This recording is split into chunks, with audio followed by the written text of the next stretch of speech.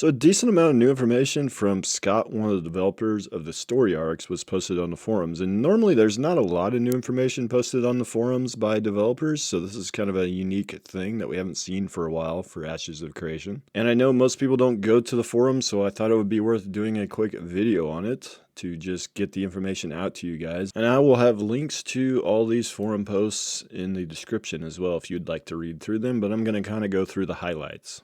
Basically, some people are comparing the story arcs to public quests, and that's not really what they are. And Ashes does have their own sort of public quest dynamic event system. They just call them events. These are different from that. You know, in events, in public quests, dynamic events, if you're not there to do a particular leg of the dynamic event, you miss it. However, in Guild Wars 2, they repeat over and over again. Most of them do, or once a day or however often. So you can always still go back and do them. But this is not quite like that. Basically, when a story arc unlocks, you have a set amount of time. And I think it was like 4 days or 5 days that they showed on the stream to complete that story arc, and everybody gets an opportunity to do that story arc. It's not locked to just whoever does it first. He also says that node progression is not the only thing that will unlock story arcs, but he doesn't want to get into exact terminology of what that is yet. In terms of farming them, and again, because of the way they function, they're not in a dynamic event. You can't farm them per se. You do them once, and then you're done until the next story arc unlocks, which can be several days. And it doesn't matter how many people participate, the chapters stay active for the same length of time, so even if 1,000 people do it, it doesn't reduce the timer. Now, some dynamic events are only going to be available during certain story arcs, so that could be a first come, first serve type of thing, I suppose. And what he's saying is what could feasibly be farmed are story arc specific crafting ingredients. So there is some farming that could be done within a story arc, but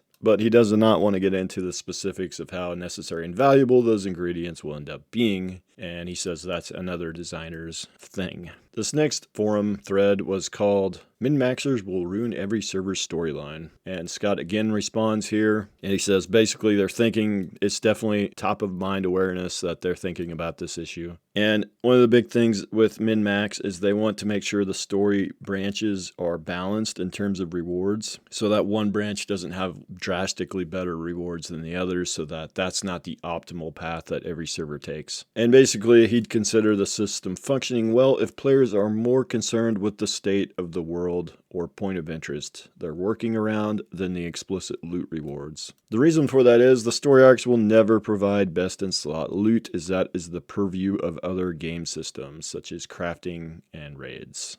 Of course, we know crafters make the best things, but you'll need some raid crafting components that you can only get from raids to make the best things as well. In addition to that, there is a small chance of really good things dropping as well, but the best way is going to be crafting. These next few we've already kind of covered in the previous post. And then this final one, the systems are story and lore first. They interface with other systems, but they aren't the best way to gain experience, gold, or character power. So can't get the best gear. We've already talked about that, but you also will not get a lot of experience or gold in comparison to doing other activities in the game. The Cursed Spirit Bloom gatherable is available through multiple story arcs, regardless of the branches players take, for example. So it's not locked to a specific branch, so that's probably a good thing as well. And then a follow-up post, most story arcs will have multiple ways to unlock them. The Blood Still Do arc in the live stream requires any Riverlands node at level 3, which means there are a lot of different ways to enable that arc. It'll also be limited by the number of major arcs happening in the Riverlands, and even if conditions are right for it, it may need to wait its turn to start. So you can't have multiple major story arcs in a zone happening at the same time. They might get put in a queue, so to speak. And the final post was basically talking about world bosses and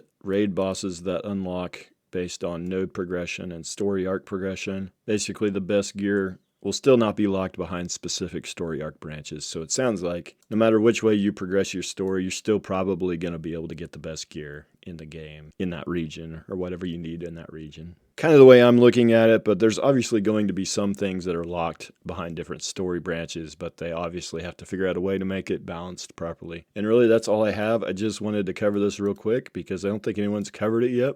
Oddly, I might have actually beat everybody else, which is kind of rare. And I'm going to attempt at least to stream the live stream on Friday. We'll see how that goes, but I am off work Friday, so I'm going to try to stream the Q&A stream, and we'll probably get a lot of new information information out of that. So I'll see you guys in that live stream, and I'm going to try as well to stream a Throne and Liberty Q&A again this Sunday. It'll be the second one I've done, and you can see those scheduled on my Twitch as well as on YouTube. With that, guys, I'll see you guys in the next video.